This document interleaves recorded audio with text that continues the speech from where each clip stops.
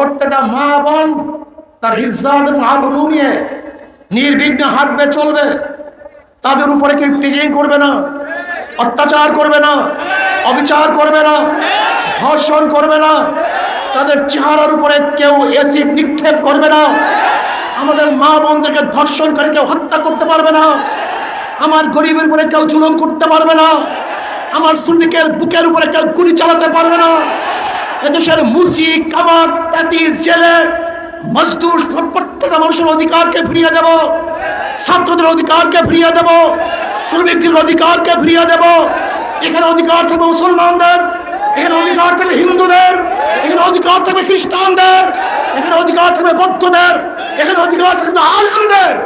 প্রত্যেকটা মানুষ অধিকার নিয়ে বুক ফুলিয়ে বাংলাদেশে ঘুরবে, স্বাধীন মুক্ত বাতাস গ্রহণ করবে।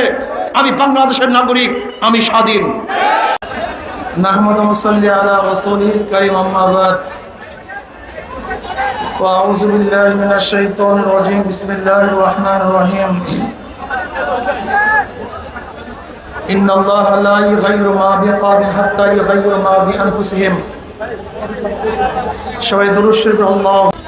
ইসলামী আন্দোলন বাংলাদেশ ঢাকা জেলা দক্ষিণ শাখা কর্তৃক আয়োজিত আজকে গণসমাবেশের সম্মানিত সভাপতি, শেরে তাজ, জাতির শ্রেষ্ঠ সন্তান, শ্রদ্ধা ভাজন ওলামায়ে কেরাম, ইসলাম প্রিয় দেশপ্রেমিক ভাইয়েরা আমার, আমরা 5ই আগস্ট চতুর্থবারের মতো বাংলাদেশ স্বাধীন হয়েছি, স্বাধীনতা অর্জন করেছি। প্রথম স্বাধীন হয়েছিলাম ব্রিটিশকে হটিয়ে, দ্বিতীয়বার স্বাধীন হয়েছিলাম ভারত থেকে আলাদা হয়ে পাকিস্তান নামে এক ভূখণ্ড অর্জনের ভিত্তিতে, তৃতীয়বার স্বাধীন হয়েছিলাম পশ্চিম পাকিস্তানের বৈষম্য বিরোধী আন্দোলন করে বাংলাদেশ নামে একটা দেশ সৃষ্টির ভিত্তিতে। আর চতুর্থবার স্বাধীন হলাম ফ্যাসিবাদ, জালেম, খুনি এই আওয়ামী সরকারের জুলুম এবং নির্যাতনের থেকে বাংলাদেশের মানুষ এখন স্বাধীন হয়েছে, মুক্ত হয়েছে। আসলে আমি বিশ্বাস করি এই স্বাধীনতা, এই আন্দোলন আমাদের কোনো ক্রেডিট নয়, এটা আল্লাহ পাকের রহমত এবং ওদের উপর আল্লাহ পাকের গজব। গত 23 জুলাই আগস্ট 23 সনের জুলাইতে যখন আমার উপর আক্রমণ করা হয়েছিল, আমি বলেছিলাম যতক্ষণ পর্যন্ত এই সালেম উৎখাত করতে না পারবো ততক্ষণ পর্যন্ত রাস্তা ছাড়বো না। এক পুরো রক্ত থাকা সত্ত্বেও এদের বিরুদ্ধে আন্দোলন করবই। এবং বলেছিলাম আল্লাহ এই দুই চোখে যেন ওদের গজব দেখতে পারি, পতন দেখতে পারি। এরকম আমার মতো হাজারো মাজলুমরা দোয়া করেছিল, কাবা শরীফ ধরে ধরে দোয়া করেছিল, মসজিদে মসজিদ দোয়া হয়েছিল। আমি বিশ্বাস করি আল্লাহ পাক রব্বুল আলামিন মাজলুমের দোয়া কবুল করেছেন। ফ্যাসিস্টদেরকে অপমান এবং অপদস্থতার মাধ্যমে দেশ থেকে ত্যাগ করতে বাধ্য করেছেন। কাজী শুকরিয়া আমাদের নয়, শুকরিয়া আল্লাহর। সবাই বলে আলহামদুলিল্লাহ। কেন স্বাধীন হয়েছে, কেন স্বাধীনতা অর্জন করেছি? বৈষম্য দূর করার জন্য। যেই দেশের মধ্যে বৈষম্য থাকবে না, নাগরিক হিসেবে আমরা সবাই সমান, সাম্য, মানবিক মর্যাদা, সামাজিক ন্যায় বিচার প্রতিষ্ঠিত করতে চাই। এদেশের মানুষের অধিকার ফিরিয়ে দিতে চাই, বাক শক্তির অধিকার ফিরিয়ে দিতে চাই, অর্থনৈতিক অধিকার ভারসাম্য রক্ষা করতে চাই। আমরা চাই মানুষের জানমালের নিরাপত্তা প্রদান করতে। আমরা চাই প্রত্যেকটা মা বোন তার ইজ্জত এবং আবরু নিয়ে নির্বিঘ্নে হাঁটবে, চলবে। তাদের উপরে কেউ টিজিং করবে না, অত্যাচার করবে না, অবিচার করবে না, ধর্ষণ করবে না, তাদের চেহারার উপরে কেউ অ্যাসিড নিক্ষেপ করবে না। আমাদের মা বোনদেরকে ধর্ষণ করে কেউ হত্যা করতে পারবে না। আমার গরিবের উপরে কেউ জুলুম করতে পারবে না। আমার শ্রমিকের বুকের উপরে কেউ গুলি চালাতে পারবে না। এদেশের মুচি কামার তাঁতি জেলে মজদুর প্রত্যেকটা মানুষের অধিকারকে ফিরিয়ে দেব, ছাত্রদের অধিকারকে ফিরিয়ে দেব, শ্রমিকদের অধিকারকে ফিরিয়ে দেব। এখানে অধিকার থাকবে মুসলমানদের, এখানে অধিকার থাকবে হিন্দুদের, এখানে অধিকার থাকবে খ্রিস্টানদের, এখানে অধিকার থাকবে বৌদ্ধদের, এখানে অধিকার থাকবে আলেমদের। প্রত্যেকটা মানুষ অধিকার নিয়ে বুক ফুলিয়ে বাংলাদেশে ঘুরবে, স্বাধীন মুক্ত বাতাস গ্রহণ করবে। আমি বাংলাদেশের নাগরিক, আমি স্বাধীন। এই কারণেই 5ই আগস্টের বিপ্লবের জন্য হাজারো মানুষ জীবন দিয়েছে, রক্ত দিয়েছে, দিচ্ছি, দেব ইনশাআল্লাহ। এই বাংলাদেশের অধিকার পাওয়ার জন্য বারবার মানুষ রক্ত দিয়েছে। 5ই আগস্ট স্বাধীনতার জন্য মানুষ রক্ত দিয়েছে, কিন্তু আবার বাংলাদেশের মানুষ 5ই আগস্টের পরে কি দেখেছে? লুটপাট, দখলদারি, চাঁদাবাজি, জুলুম, খুন খারাপি। এর জন্য মানুষ 5ই আগস্টের আগে রক্ত দেয় নাই, জীবন দেয় নাই।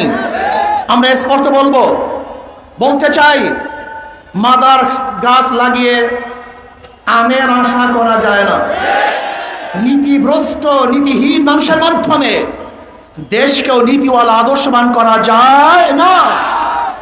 কাজে আসুন, হাজারো ভালো মানুষগুলি আছেন যারা নোংরা, নষ্ট, পচা, গান্দা রাজনীতির কারণে যারা রাজনীতি অংশগ্রহণ করছেন না, আমি ওই সমস্ত ভাইদেরকে বলবো, আপনাদের মতো ভালো মানুষ রাজনীতি না আসার কারণেই এখানে গুন্ডা, বদমাশ, ডাকাত, লুচ্চা এবং ডাকাতরা এখানে অংশগ্রহণ করেছে।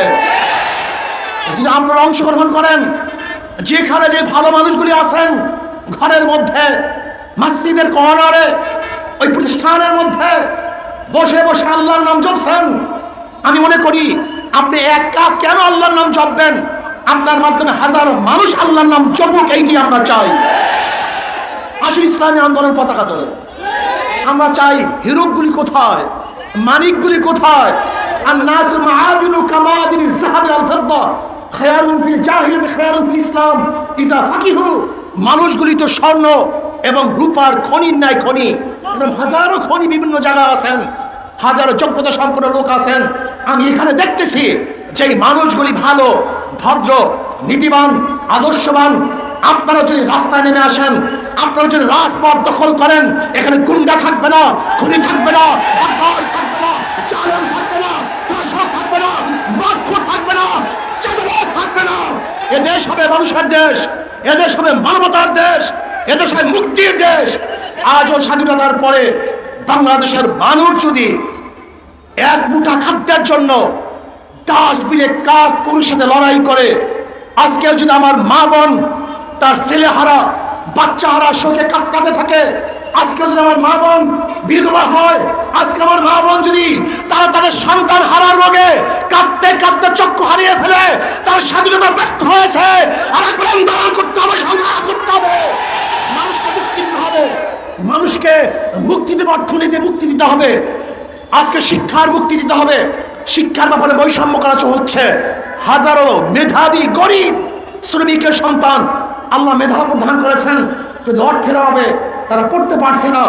রাষ্ট্রকে মেধাওয়ালাদের জিম্মা গ্রহণ করতে হবে।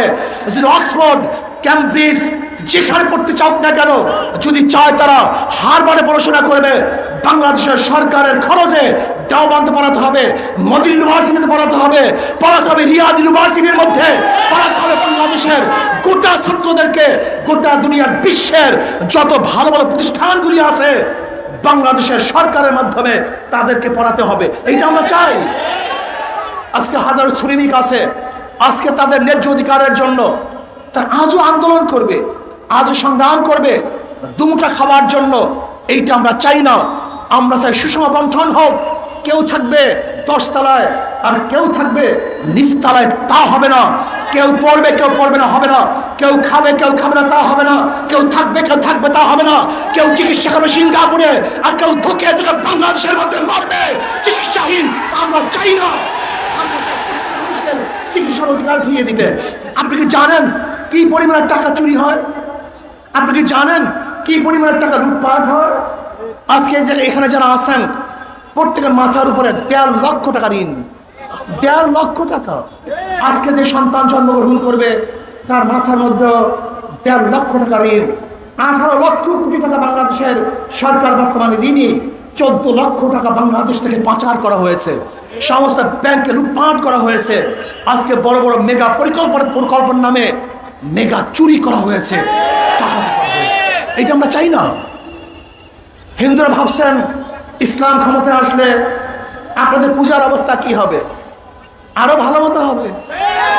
এই সামনে দুর্গাপূজা আসতেছে, বিগত সরকারের আমলে যেইভাবে পূজা করেছেন এবার পূজা যেন আরো সুন্দর হয়, উজ্জ্বল পূজা আরো উত্তম হয়। আমরা বক্তব্য ধারণ করবো। কোন মুসলমান মন্দির আক্রমণ করে না, কোন মুসলমান বিচারের আক্রমণ করে না। মুসলমান আসছে এখানে উখরিজাতিন নাস, গোটা মানুষের মুক্তির জন্য, গোটা মানুষকে শান্তি দেওয়ার জন্যই ইসলাম দুনিয়াতে আসছে। আসুন ভালো লোকগুলি যেখানে আছেন, মানে মুক্তা হীরকখণ্ডগুলি যেখানে যেখানে আছেন, সমস্ত হীরকখণ্ডগুলি মানে মুক্তাগুলি ইসলামী আন্দোলনের ছায়াতলে চলে আসুন। সবাই সম্মিলিতভাবে দেশটাকে গর্ব, আগামী দেশ ইসলামের দেশ, আগামী দেশ হাত পাকা জিন্দাবাদের দেশ।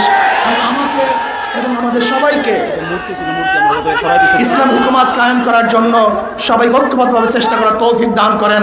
আল্লাহুম্মা আমিন। রব্বানা যালামনা